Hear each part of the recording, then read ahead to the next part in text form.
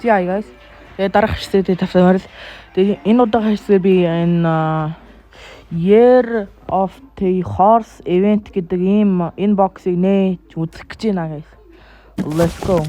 Энийг зарж болд юм шүү. Тэдээ зарах юм. 4 gold.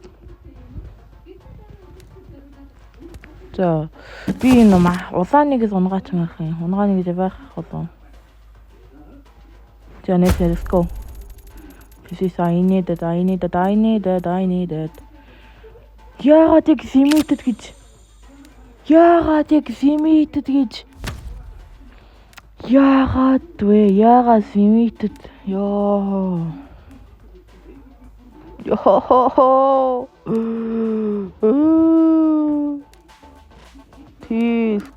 Тийс энэ зүгээр зарчих байсан юм байна guys.